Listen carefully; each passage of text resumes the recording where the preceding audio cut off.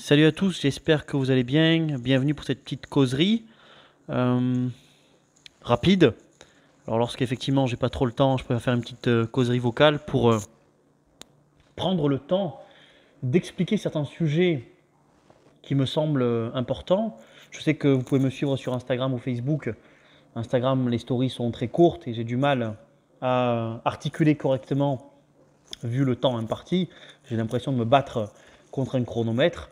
Et là, ce sujet-là vient suivre la partie sur les surrénales, notamment la partie diététique et les hormones thyroïdiennes.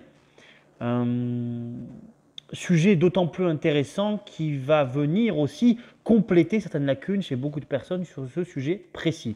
Alors, vous connaissez très bien le cheminement de la fonction thyroïdienne, donc la glande thyroïdienne qui produit des hormones thyroïdiennes, la T4, la T3, donc la thyroxine, la triiodothyronine, mais aussi d'autres hormones, la TK, la T2, la T1, des enzymes, la reverse T3, etc. La calcitonine qui régule le calcium.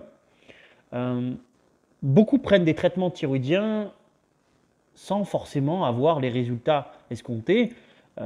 Beaucoup de forums, beaucoup de groupes Facebook qui contiennent euh, des appels à l'aide, des cas spécifiques disant que je prends telle hormone thyroïdienne, je prends euh, tel dosage, je suis fatigué, épuisé, je perds mes cheveux. J'avais expliqué le rôle de la thyroïde et des glandes surrénales. Vous avez l'explication sur la notice. Je pense que le grand public à l'heure actuelle devrait lire les étiquettes des médicaments, puisque c'est comme lire en fait les étiquettes des aliments, des produits transformés aussi. Il faut lire, hein, puisque maintenant le grand public doit être informé, c'est une obligation. Euh, Phénomène de résistance de la pensée et beaucoup donc de personnes prennent des hormones thyroïdiennes sans savoir comment ça se passe. J'avais expliqué le phénomène d'une voiture, les hormones thyroïdiennes accélèrent, c'est un peu le pied sur l'accélérateur, puis vous mettez en flux tendu les autres systèmes, le système essence, pour reprendre à la pensée complexe, le système moteur, le système fluide, le système moléculaire, le système pneu. Donc tous ces systèmes-là, en fait, sont mis à rude épreuve lorsque vous accélérez. Si vos pneus sont mal gonflés, vous pouvez avoir un accident. Et si vous n'avez pas assez d'essence, la voiture ne peut pas fonctionner, même si vous avez un bon moteur et un bon accélérateur, une très belle poignée d'accélérateur. Ce qui est le cas donc à l'heure actuelle, c'est que les gens, les personnes, les patients prennent des hormones thyroïdiennes, notamment pour traiter avoir pour une pathologie thyroïdite ou des maladies auto-immunes, ou simplement une hypothyroïdie classique clinique, puis se retrouvent à être fatigués, même si les hormones thyroïdiennes sont basses sous les normes. Des taux de T4 et T3 sont bas sous les normes. D'ailleurs, pour ceux qui m'écoutent, je ne comprends pas pourquoi en hyperthyroïdie, donc lorsqu'on a trop d'hormones thyroïdiennes, on regarde les T4 et T3, et pourquoi en hypothyroïdie, on ne regarde pas les T4 et T3. Voilà, c'est la suggestion dans les analyses, dans les interprétations. D'ailleurs, beaucoup de praticiens, beaucoup de médecins font les analyses d'hormones thyroïdiennes et même si elles sont basses, ne savent pas les interpréter. Donc voilà, faut-il faire donc des analyses, mais faut-il aussi les interpréter par la suite. Et donc dans ce cas précis, mettre en accélération le corps, mais en accélération aussi les autres systèmes. Sauf que les personnes ne mangent pas assez. On arrive, bien sûr, la diététique a été vulgarisée, mise en parallèle avec des régimes hypocaloriques. Manger moins et bouger plus. Et puis lorsqu'on va voir un diététicien, maintenant au coach en nutrition, on mange moins pour mincir. Et la diététique que j'apporte ici n'est pas de la nutrition, mais plus de l'alimentation, de la diététique où il faut manger lorsqu'on veut accélérer son métabolisme. Et j'avais fait une petite story sur Instagram expliquant qu'on ne peut pas accélérer un cadavre. Lorsqu'une personne est fatiguée, on sait très bien que les hormones thyroïdiennes accélèrent. Mais lorsque vous voulez accélérer une personne qui est fatiguée, vous allez juste accélérer sa fatigue. On ne peut pas accélérer un cadavre. On ne peut pas accélérer quelqu'un qui est en instinct de survie. Et le docteur Lam disait, et c'est une phrase que je répète souvent, ce que veut faire le corps en instinct de survie et ce que veut faire les hormones thyroïdiennes sont diamétralement opposés. L'un accélère, les hormones thyroïdiennes, et l'autre ralentit, le corps en instinct de survie. Donc quelqu'un qui est fatigué, épuisé et qui ne mange pas assez ne peut pas supporter les hormones thyroïdiennes, même si ces hormones thyroïdiennes doivent logiquement faire du bien aux patients. Et là, la question, elle devient très intéressante. Les personnes ne mangent pas assez. On a beaucoup d'enseignes qui font des régimes. On apprend bien sûr aux diététiciens, puisque la réforme de la nutrition ne fait pas partie à l'heure actuelle du système de santé réductionniste, de manger moins pour perdre du poids. Et la seule chose qu'on fait, c'est effondrer le métabolisme. Et logiquement, les hormones thyroïdiennes devraient accélérer un bon métabolisme pour tirer profit des effets positifs des hormones thyroïdiennes, ce qui n'est pas le cas pour beaucoup de personnes. Beaucoup de personnes, on devrait mettre dans la notice, notamment de Merck ou de Sanofi, notamment Sanofi qui prescrit les hormones thyroïdiennes, de dire ayez une alimentation équilibrée, vraie, variée, végétale, comme le précise le chercheur préventif Anthony Fardet, mais ayez une alimentation suffisante en vrais aliments, en aliments de bonne qualité, de vrais aliments pour permettre au corps de fonctionner, puisque vous mettez en exergue tous les autres systèmes. Et on éviterait notamment des fatigues chroniques ou des burn-out dus à des personnes, puisque, comme l'explique dans la notice de Sanofi, accélérer le corps sans forcément regarder les glandes surrénales peut créer une insuffisance surrénale aiguë. Et je vais prendre le cas d'une patiente qui souffre en fait de maladies inflammatoires et d'une maladie auto-immune avec la présence d'hormones thyroïdiennes très faibles sous la norme, T4 et T3.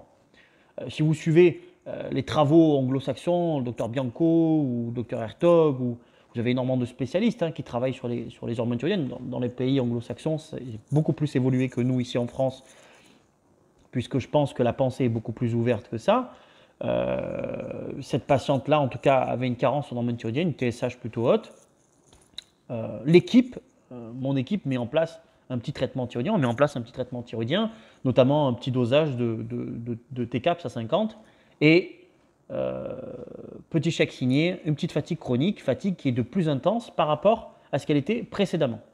Et là, c'est très intéressant ce contexte-là, puisque ça vient aussi mettre en avant un fait très intéressant où le corps ne veut pas changer de système parce qu'il ne sait pas comment ça va se passer. C'est ce que fait l'humain. L'humain préfère rester parfois dans un côté négatif que changer de paradigme parce qu'il connaît le système négatif et il sait comment ça va se passer. Il connaît en fait les règles du jeu, alors que dans le nouveau paradigme, il ne connaît pas le changement, il ne connaît pas les règles du jeu. C'est un peu le même principe avec les hormones thyroïdiennes. Lorsqu'on a mis en place le TCAPS et puis que lorsque son corps était inflammé, fatigué, ça n'a rien changé, si ce n'est accélérer sa fatigue, puisque son corps ne voulait pas accélérer. Et l'impact de la diététique dans ça, c'est que cette personne faisait qu'un seul repas par jour, le midi, depuis des années. Mais qu'est-ce qui se passe quand vous faites un seul repas par jour? Le métabolisme s'effondre, les enzymes, les protéases, les lipases, les amylases, toutes ces enzymes-là disparaissent. Pourquoi? Parce qu'elles n'ont plus besoin de digérer autant d'aliments. Or, vous avez mis des hormones thyroïdiennes qui donnent faim. Ça accélère le corps, ça donne faim. Les hormones thyroïdiennes donnent faim, vous avez plus faim. Effectivement, vous mangez déjà pas suffisamment, donc le métabolisme est bloqué. Vous allez faire de la rétention d'eau, commencer à perdre vos cheveux, faire ce qu'on appelle, le docteur Khosral dit, de la reverse C3, qui est une hormone de sécurité. Donc tout ça pour vous dire que la partie diététique est importante. Et donc du coup, combien de temps ça met? Logiquement, on devrait dire aux gens, avant même de mettre en place les hormones thyroïdiennes, faites attention à votre alimentation, changez votre alimentation. Et c'est là où je prends toujours le triangle holistico-réductionniste de la pensée complexe, puisque complexe, susquère. Il faut changer d'alimentation, donc une alimentation préventive, absolument, manger de vrais aliments et manger plus de régime hypocalorique. Pourquoi? Puisque vous pouvez empirer la situation en étant en hypocalorisme, en étant en réduction calorique, en mangeant moins d'aliments. Vous mangez forcément moins de micronutriments, moins de vitamines et minéraux. Vous apportez aussi vos enzymes, mais aussi vos réactions pulmonaires, d'échange gazeux. Votre rythme cardiaque est bas puisque vous mangez moins. En mangeant moins, le rythme cardiaque descend puisque les échanges, pas besoin d'augmenter le rythme cardiaque, la conversion de T4 en T3 diminue. Vous avez froid. Vous perdez vos cheveux, et donc rajouter des hormones thyroïdiennes vient accélérer simplement cette perte, alors qu'on devrait accélérer le métabolisme. On devrait accélérer un bon métabolisme. Et normalement, on devrait mettre dans des notices de médicaments, et je pense, une alimentation. Où est la place de l'alimentation dans les pathologies? On est clair, je suis dans la certitude sur une seule chose, c'est qu'on ne peut pas traiter des patients simplement avec des médicaments. C'est toute une hygiène de vie à changer, tout un environnement à changer. Et c'est tous les travaux du docteur Lipton sur notamment l'impact de l'environnement sur la membrane et l'impact de l'environnement sur aussi notre pensée, sur notre façon, et il faut tout changer. Donc lorsque vous mettez en place des hormones thyroïdiennes, il faut changer absolument l'alimentation, mais j'ai l'impression que chez les personnes, ce n'est pas naturel. Et donc c'est là où ça devient important de mettre en avant le fait que il faut manger plus, il faut manger. Et donc parfois, il faut peut-être manger plus pendant 6, 8 mois, 1 an. Le docteur Lam dit qu'il faut 1 an et demi pour rétablir une fatigue surinalienne, chronique fatigue syndrome, SFC dans les études, depuis plusieurs années. Mais pour la partie diététique, il faudrait peut-être manger, comme on le fait avec nos collègues, on le fait, on augmente le métabolisme. Les gens se sentent mieux lorsqu'ils mangent. Et puis lorsque vous mettez un peu plus d'hormones thyroïdiennes, imaginons un peu de TCAPS ou d'autres hormones, ben le corps se sent beaucoup mieux. Pourquoi? Parce qu'il a son substrat. Mais parfois, il faut laisser un petit peu de temps entre le moment où vous mettez les hormones thyroïdiennes et le moment où vous augmentez l'alimentation. Du coup, il faut laisser 6, 7, peut-être 8 mois, le temps d'augmenter le métabolisme et d'augmenter tout doucement les aliments pour que le métabolisme s'adapte en fait à la quantité et à la qualité des aliments que vous apportez. Puis en plus, et ensuite, par la suite, vous mettez en place des hormones thyroïdiennes lorsque la personne a une hypothyroïdie clinique, notamment pour ça. Et déjà, elle se sent beaucoup mieux en mangeant mieux et en mangeant plus aussi. Parce que le manger moins et bouger plus n'a conduit qu'à l'obésité. C'est ce que je dis dans mon prochain livre qui sortira bientôt. Ça n'a conduit qu'à l'obésité et ça n'a pas traité la situation. Ça ne traite pas la situation. Donc attention aux personnes qui se plaignent des symptômes, mangez. Je ne vous recommande pas de manger une noix du Brésil à midi et une noix du Brésil à 16h. Je vous recommande de manger suffisamment. Et parfois, au début, lorsque le métabolisme est fracassé, on évite les phases de stress puisque le métabolisme n'est pas prêt à encaisser une situation de stress puisque vous êtes déjà en situation de stress en hypothyroïdie. L'hypothyroïdie est une situation de stress. Et parfois, vous pouvez trouver la reverse C3 qui est très élevée chez des patients. Donc, vous savez que mettre en place des hormones thyroïdiennes chez des patients qui ont une reverse C3 élevée peut être catastrophique et empirer la chose. Et c'est pour cette raison qu'on a autant d'hypothyroïdiens qui sont maltraités en France. Et c'est pareil pour les personnes qui ont de la frilosité. On sait très bien que des patients qui ne mangent pas assez sont frileux. Mais est-ce que vous allez mettre forcément des hormones thyroïdiennes? Donc, parfois, on a traité des patients qu'il ne fallait pas traiter. On le sait, l'excès de sport augmente le cortisol et on connaît une corrélation inverse, dans beaucoup d'études scientifiques, une corrélation inverse entre hormones thyroïdiennes et hormones de stress surrénaliennes, notamment le cortisol, etc. Donc, la question est de savoir, est-ce que, avant même de mettre en place des hormones thyroïdiennes, est-ce que l'alimentation a été vue? Et c'est là l'impact de l'alimentation, mais est-ce qu'on veut réellement parler de l'alimentation dans un monde capitaliste, dans un système capitaliste qui ne veut pas réellement traiter la cause, mais plutôt soulager des symptômes ou cacher l'enracinement du problème. Voilà pour cette partie-là sur la partie diététique et les hormones thyroïdiennes.